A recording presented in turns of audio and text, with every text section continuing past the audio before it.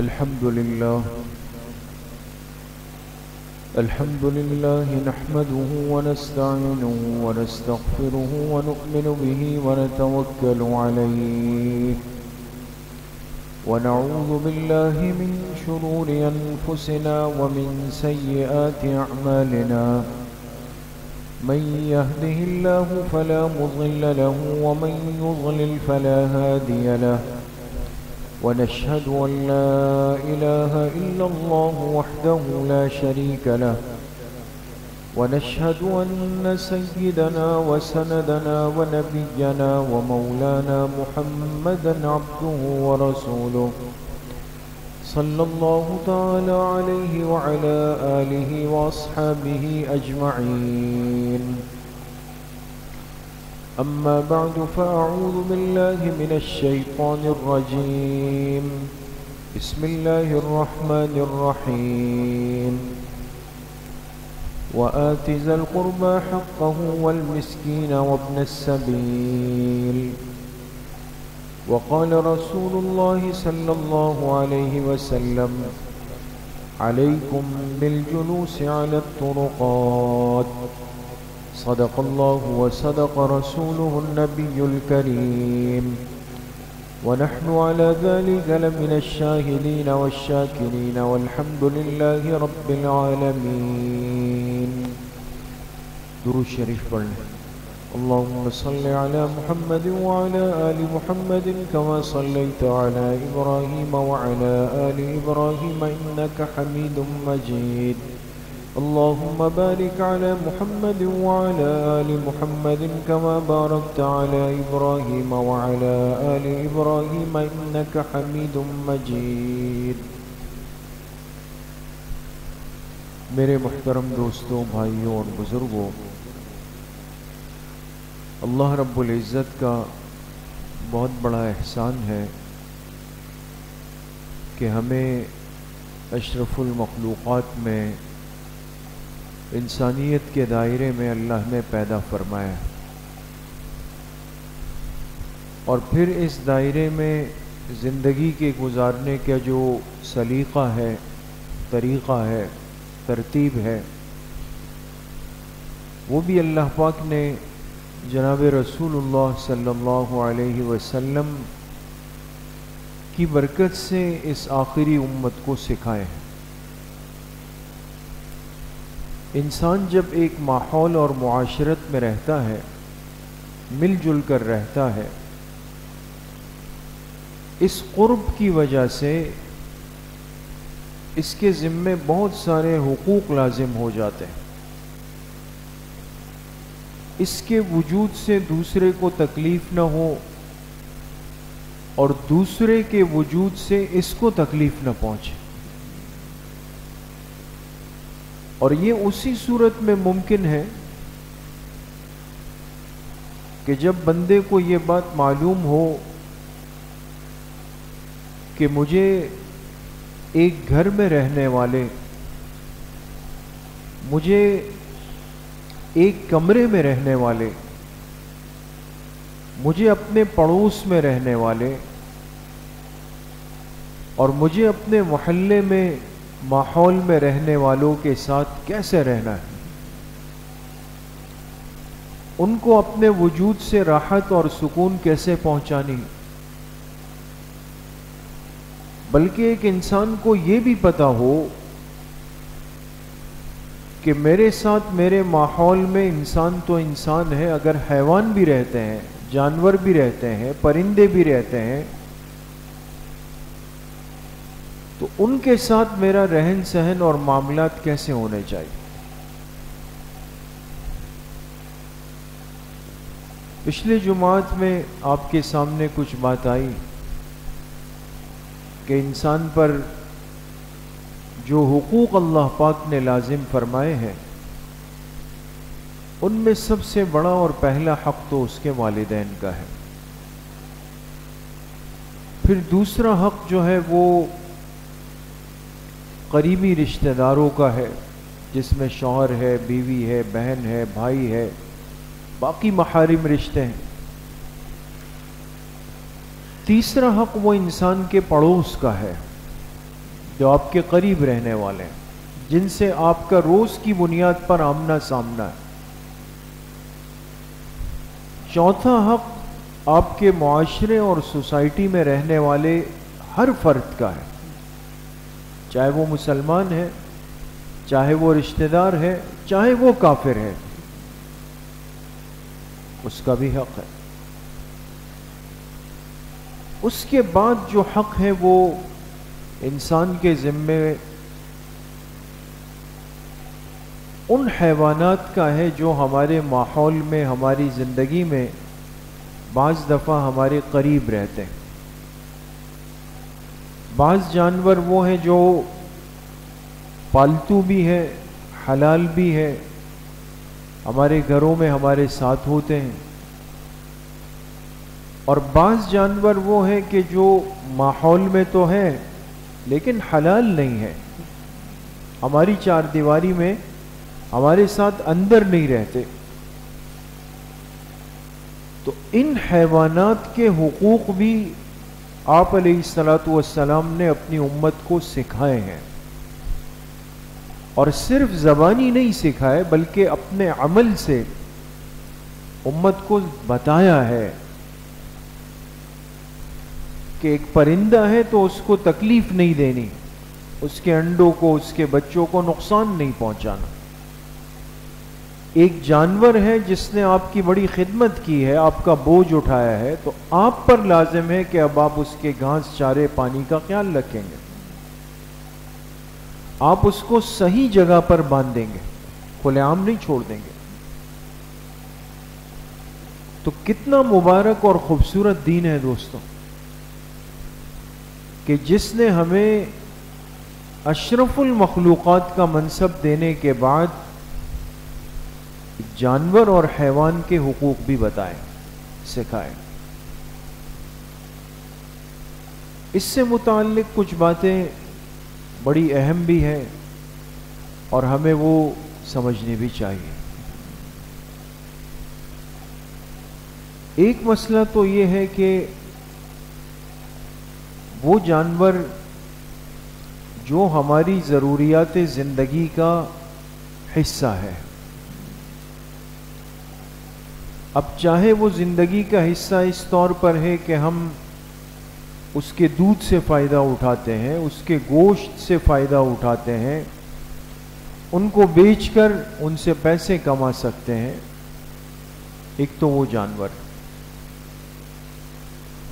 ان جانوروں کے لیے تو تعلیمات بڑی سخت ہیں، حکم ہے کہ انسان ان کی راحت کا، ان کے آرام کا، ان کی چھاؤں کا، ان کے وقت پر کھانا دینے کا، پانی دینے کا، ان پر ضرب شدید نہ کرنے کا کہ بہت زیادہ اس کی پٹائی ہو، ان ساری چیزوں کے قیود اور پابندیاں آپ علیہ الصلاۃ والسلام نے بتائی ہیں۔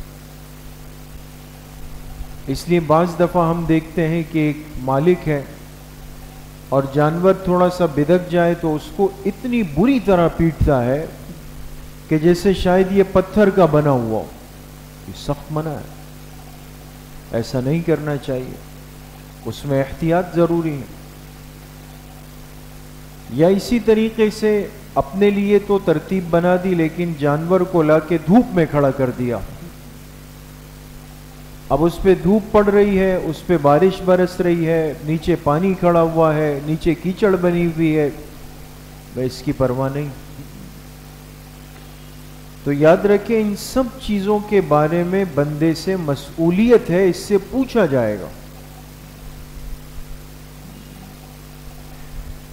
دوسری قسم کے حیوانات وہ ہیں جس کو آج ہم محض اپنی خوبصورتی کے لیے، تفریح کے لیے اور اپنا دل بہلانے کے لیے اپنے پاس رکھتے ہیں، گھروں میں رکھتے ہیں، گھروں کے صحن میں رکھتے ہیں یا گھروں کی دیوار کے ساتھ۔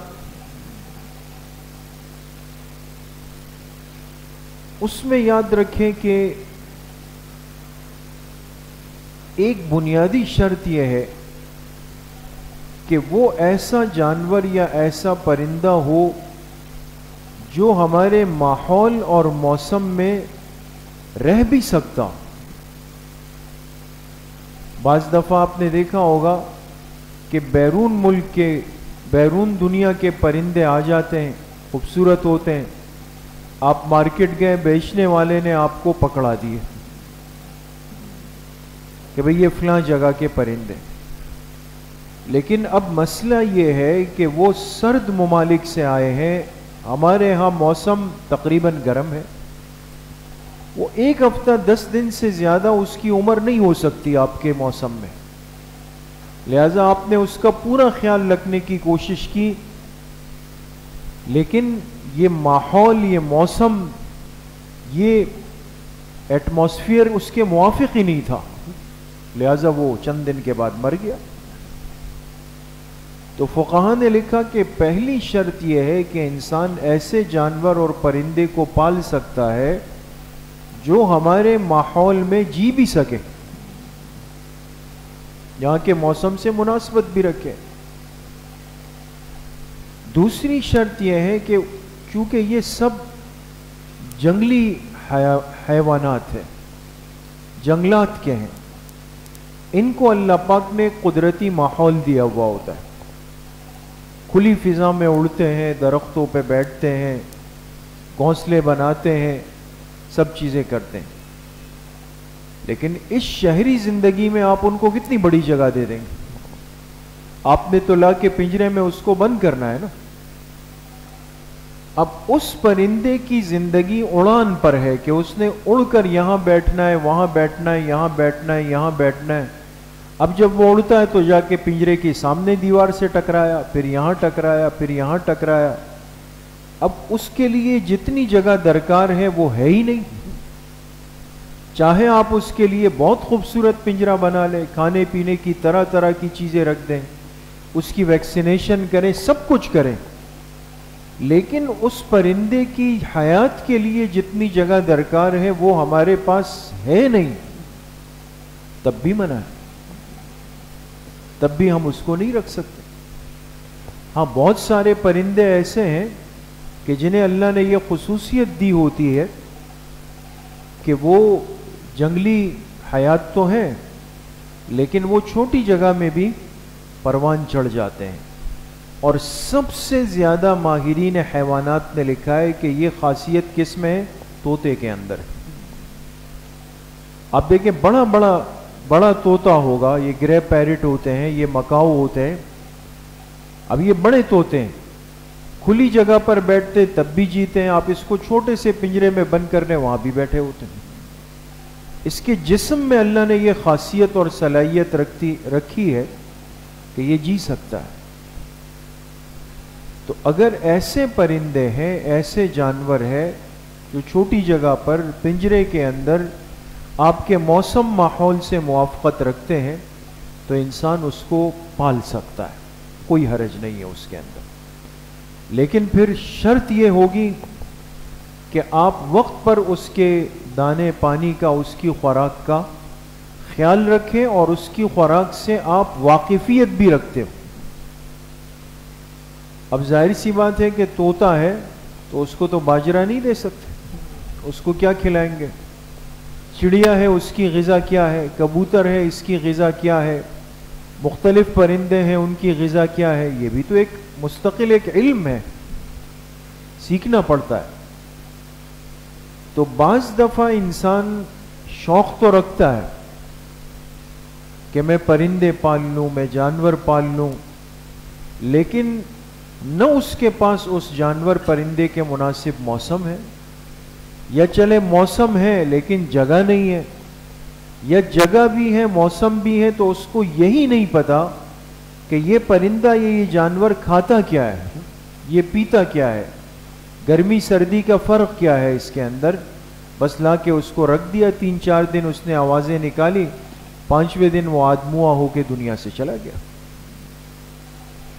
عرض کرنے کا مقصد یہ ہے کہ انسان اگر پرندوں کا اور ایسے جانوروں کا شوق رکھے جو انسانی ماحول میں رہتے ہیں تو ان ساری چیزوں سے آپ واقفیت پہلے پیدا کریں، پھر ان پرندوں جانوروں کو پالے بھی، اور اگر کوئی اس کا کاروبار کرنا چاہے تو وہ بھی کر سکتا ہے، کوئی حرج نہیں ہے اس میں. لیکن جو ایک چیز میں نے پچھلے جمعے اشارتاً عرض کی ہمارے ماحول میں بڑھتی جا رہی ہے کہ ایسے ایسے حیوانات یا ایسے پرندے جو خالصتاً وحشی ہے، درندے ٹائپ کے ہیں، گوشت خور ہے، حملہ آور ہے، اب انسان کو شوق یہ دن بدن بڑھ رہا ہے کہ بھئی بکری تو پال لی، گائیں پال لی، بھینس پال لی، طوطے کبوتر پال لی، اب تو اس سے دل بھر گیا، اب کیا کرنا ہے؟ یہ اب تو مجھے ٹائیگرز پالنے، شیر پالنے، مجھے مگرمچھ پالنے، مجھے قسم قسم سانپ پالنے، چھپکلیاں پالنی ہیں، نیولے پالنے مجھے۔ آپ حیران ہوں گے دوستو کہ لوگ کہاں تک چلے گئے، ایسی ایسی چیزیں پالنے لگ گئے ہیں اور اس پر مال خرچ کرنے لگ گئے ہیں کہ کبھی ہم اس کا تصور نہیں کر سکتے تھے۔ یعنی یہاں تک بات آ گئی ہے کہ مخصوص قسم کی چوہوں کی ایک نسل ہے، اس کو باقاعدہ انسان گھروں کے اندر پالنے لگ گیا ہے، ہمارے اسی شہر کے اندر۔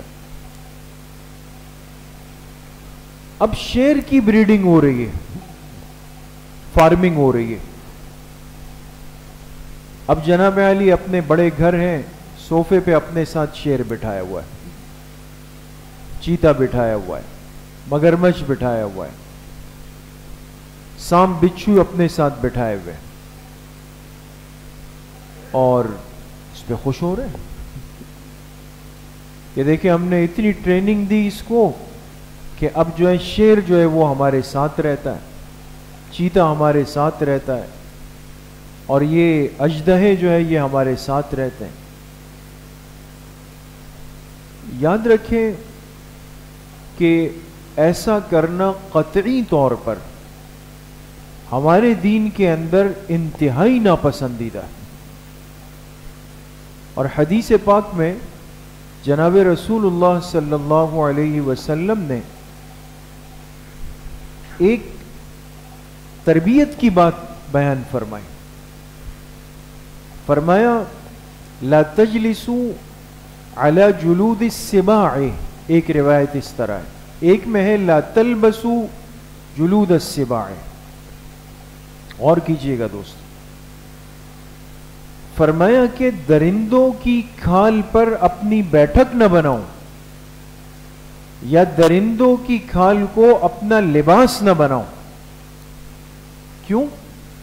اس لیے سابقہ زمانے کے جو ظالم بادشاہ گزرے تھے، ظالم بادشاہ، یہ اپنے مزاج اور اپنی آنکھوں میں اور اپنے چال ڈھال میں سامنے والے پر ایک رعب اور دبدبہ ڈالنے کے لیے کیا کرتے تھے؟ اس قسم کے درندے اور حیوانات کو پالتے تھے۔ اور دیکھیں یہ بات تو آپ نے اپنے علماء سے بارہا سنی ہے کہ انسان پر قرب کی وجہ سے مزاج کا اثر پڑتا ہے۔ اس لیے دیکھیں نا، ہمارے ہاں ترغیب دی کہ کس جانور کو پالا جائے؟ بکری کو۔ بکری کو پالنے کو گھر کے لیے باعث خیر و برکت فرمایا۔ فرمایا جس کے گھر ایک بکری ہے ایک برکت ہے، دو ہے دو برکت ہے، تین ہے تین برکت ہے۔ نہ صرف پسند کیا بلکہ ترغیب دی۔ کیوں؟ اس لیے کہ وہ جانور جو جس میں عاجزی ہے، مسکنت ہے، پھر اس سے بڑھ کر یہ کہ انبیاء علیہم السلام نے بکریوں کے چرانے کا عمل کیا ہے، وہ صفات ساری وہاں موجود ہیں۔ لیکن دوسری طرف آپ علیہ السلام نے اونٹ، ایک حلال جانور ہے، قربانی والا جانور ہے، لیکن ایک حدیث پاک میں آپ علیہ السلام نے فرمایا جو لوگ میری امت کے اندر اونٹ پالتے ہیں تو ان کو چاہیے کہ اونٹ پالنے والی جگہ میں ان کے قریب نماز بھی نہ پڑھے، اور جو میری امت میں بکریاں پالتے ہیں وہ بکریوں کے باڑے میں جب نماز کا وقت ہو جائے تو نماز پڑھ لیا کرے۔ یہ حدیث سنیے دوست، یہ مشہور صحیح حدیث ہے۔ بکریوں کے پالنے والے نماز کا وقت ہونے پر بکریوں کے باڑے میں نماز پڑھ لیں، اونٹ کے پالنے والے نماز کا وقت ہونے پر اونٹوں کے باڑے میں نماز نہ پڑھیں۔ بات سمجھ میں آ گئی؟ اب سوال یہ ہے کہ ہے دونوں حلال جانور، ہے دونوں پالتو جانور، ہے دونوں قربانی کے جانور، اس اعتبار سے تو اس پر کوئی اشکال نہیں، لیکن ممانعت کیوں فرمائی کہ یہاں ایک جگہ نماز کی اجازت ہے ایک جگہ نہیں؟ اس کے بہت سارے جوابات محدثین نے دیے، لیکن ایک جواب اس کا ہمارے اس موضوع اور مجلس کے بالکل مطابق ہے، ماحول کے۔ محدثین نے فرمایا اس کی وجہ یہ ہے کہ بکری کے اندر عاجزی ہے، یہ کوئی دہشت والا جانور تو نہیں ہے۔ 100 بکریوں کے بیچ میں آپ مسلح بچھا لیں تو کوئی خوف ہوگا دوست؟ نہیں ہوگا، لیکن اونٹ ایسا جانور ہے کہ اس کے احوال بدلتے ہیں، کبھی کبھی اس کا دماغ سٹیا جاتا ہے اس جانور کا، اور جب یہ ایک دفعہ خطرناک ہو جائے تو یہ سوائے انسانی سر پہ حملہ کرنے کے اور کہیں نہیں کرتا، اس پہ جنون آتا ہے۔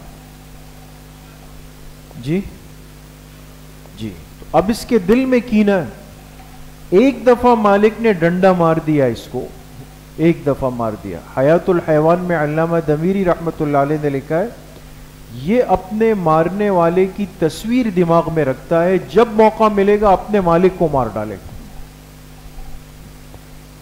آسان نہیں ہے معاملہ دوستو، اسی لیے قربانی کا جانور ہے، اس کو بہت زیادہ جلدی نہیں لایا جائے گا، لا کے اگلے دن اس کو ذبح کریں، ختم، خطرناک ہے۔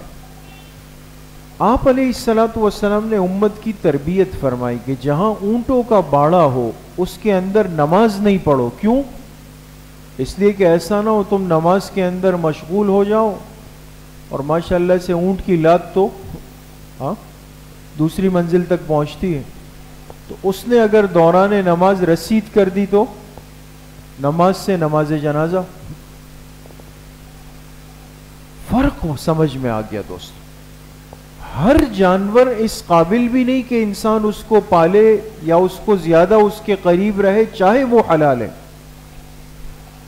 اور اب انسان کیا کر رہا ہے؟ شیر پالنے لگ گیا، چیتے پالنے لگ گیا، درندے پالنے لگ گیا، اور کہتے ہیں جی میں نے اس کو بچپن میں چھوٹے سے بڑا کیا۔ آپ حضرات ہم سے زیادہ جانتے ہوں گے کتنے حادثات اور واقعات اس میں ہو چکے ہیں کہ پالتو جانور نے جس کو کئی سالوں تک پالا، ایک دن وہ بگڑ گیا اور اس نے مالک کا کام تمام کر دیا۔ اس لیے میرے عزیزوں دوستوں بزرگوں، عرض کرنے کا مقصد آپ حضرات سے صرف اتنا ہے کہ جانوروں کے بھی حقوق بیان فرمائیں۔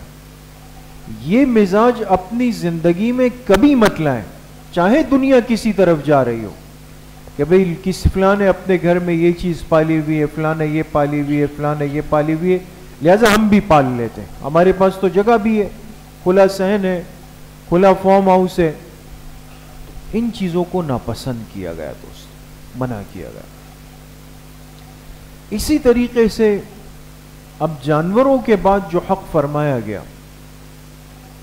فرمایا جن راستوں پر تم آتے ہو، جاتے ہو، بیٹھتے ہو، تمہارا گزر ہوتا ہے، ان راستوں کے حقوق بھی آپ علیہ الصلوۃ والسلام نے اپنی امت کو بتایا۔ راستوں کے حقوق کس طرح؟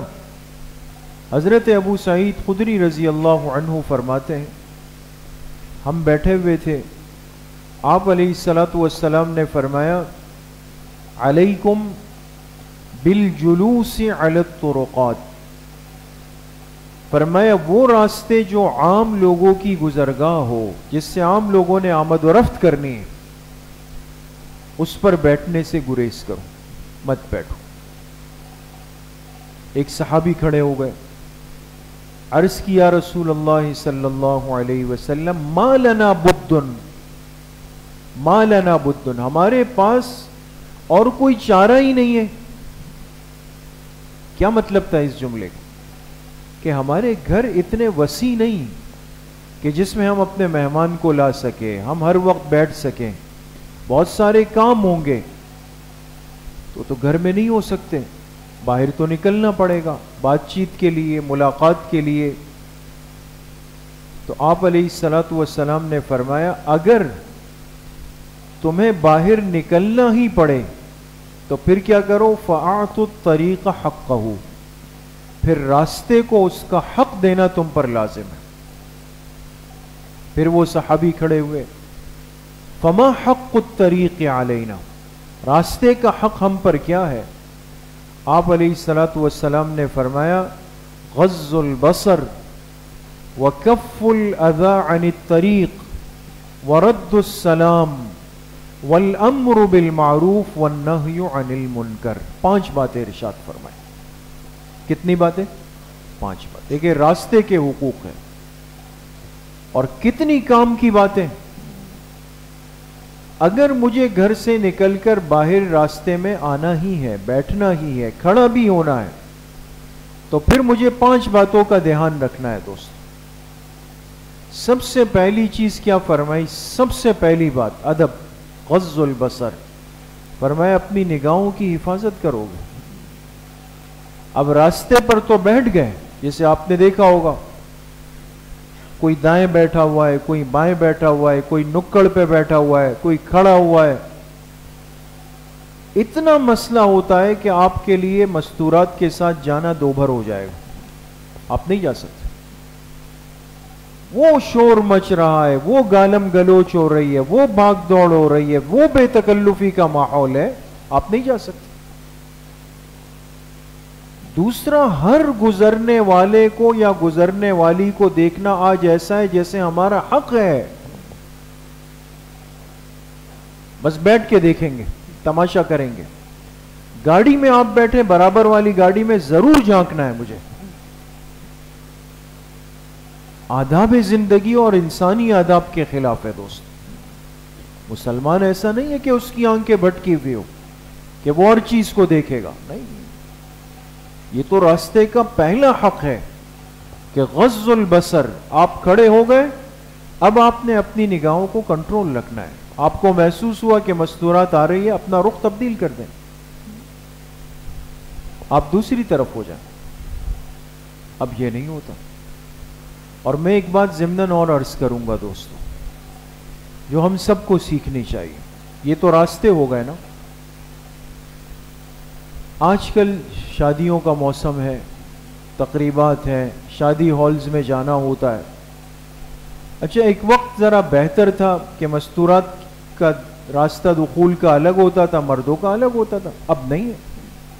آپ نے بینکویٹ ہال کرا دیا تو مین دروازہ تو ایک ہے، صحیح عرض کر رہا ہوں دوستوں، اندر جا کے پھر 2 راستے بنیں گے۔ اب جب بندہ اس شادی ہال کے دروازے پہ پہنچتا ہے، آپ بتائیں دوستو، اس دروازے پر سب سے زیادہ استقبال کے لیے مرد حضرات ہوتے ہیں یا مستورات ہوتے ہیں؟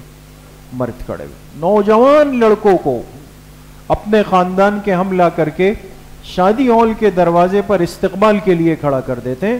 آپ اپنے گھر کی مستورات کو کیسے لے جائیں گے وہاں سے؟ بالکل بے حیائی اور بے شرمی ہے دوستوں، میں صاف عرض کر رہا ہوں۔ ہمارے بڑوں کو اس بارے میں سوچنا پڑے گا۔ باپردہ عورتیں ہو یا جس کیفیت کے ساتھ ہو، اس طرف 5 نوجوان کھڑے، اس طرف 5 نوجوان کھڑے، وہ پورا مناظرہ اور مشاہدہ کر رہے ہیں، آپ بیچ میں سے اپنے مستورات کو لے کر کے گزاریں۔ یہ شادیاں تو پہلے بھی تھی، کیا ہوتا تھا، 1-2 بچوں کو، 2-3 ایسے نوعمر بچوں کو جو رہنمائی کا کام دے سکیں ان کو کھڑا کرتے تھے۔ اب بچے اپنے لیے، ان کے لیے غبارے لے لیے کہ آپ لوگ کھیلتے رہو، باقی کام ہمارا ہے۔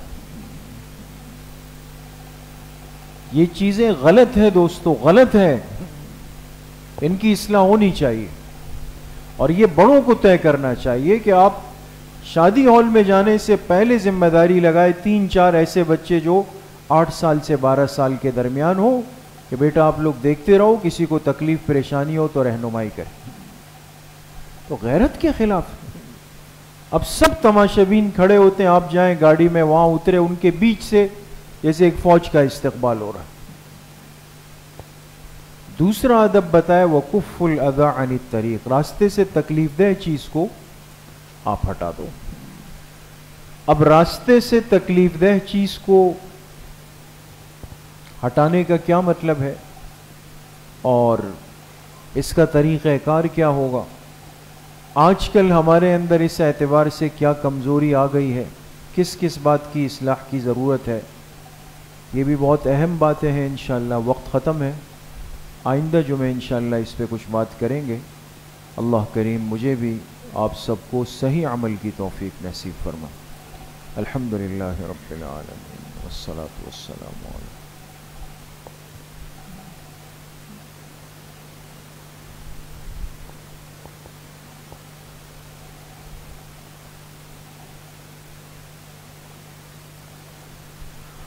وصلی اللہ وسلم علی نبینا محمد وآلہ واصحابہ اجمعین برحمتہ۔